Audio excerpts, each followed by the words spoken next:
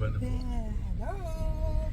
It's May wonderful. lakad si Miss Celine today, lunchtime at Crown Plaza Hotel. There. It's wonderful. There. I like Good day, it. good day. Today is I like it. Thursday. We out for lunch and out for dinner tonight because they want to celebrate my birthday. It's my second birthday.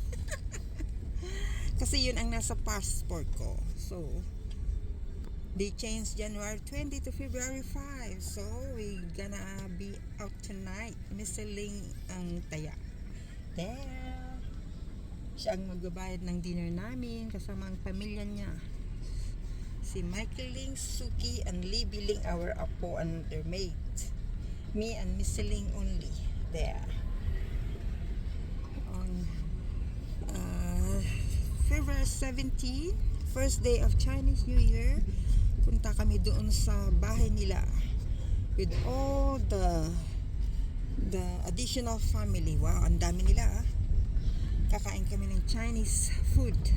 Yung nasa Batya, nasa Planggana. Iba-ibang iba-ibang klase. There. Wala akong tulog, kala nyo. Hindi ako natutulog. Oh my God. Just little bit. Then Miss Celine bother me every time na pupunta siya sa sa comfort room. Kahapon busy ako kasi tinanggal ko lahat ng mga gamit sa kusina, and then kailangan kong iligpit doon sa apartment namin kasi maliit yung apartment namin, kundi punong-puno yung apartment namin na maliit ni Miss Celine. So I need to wash them and put together yung mga wine glasses, plato, baso. There, papadala ko sa Pilipinas. Pero I don't have time yet. Kasi busy kami ni Miss Celine. Always out. There. Kailangan ko iligpit yung mga yun. Kaya nakaplay lang ako kay Tita Inday PB kagabi. Yung movie niya. So siyempre nanghihina din tayo kasi wala tayong tulog. Hindi ko mahanap yung 7.gram na na sleeping pills. Nakatago kasi yun.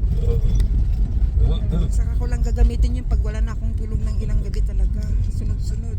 Kasi nag-iiba yung pakiramdam natin. Nanghihina. Ang pakiramdam nahihilo pag sunod-sunod. Pag once na paidlip na ako, gigisingin naman ako ni Miss Celine. Paano ako makakatulog niyan? Hindi na ako nakakahabol sa mga live ni Kuya Bal, sa mga ambassadors. There. Kasi wala, nakaka-play ako ng late ng umaga. And then iiwanan ko na yun pag once na napagod na ako. And then saka lang ako mag-commence ng umaga pagbukas ko. There. So una kong pinanood si Kuya Bal Santos Matubang sa Lighthouse. Then sumunod si Ambaji Morero Vlogs. Mamaya ulit yung iba. There.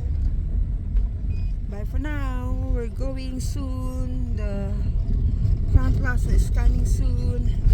Say bye-bye. Say Miss Celine, say bye-bye. See you later.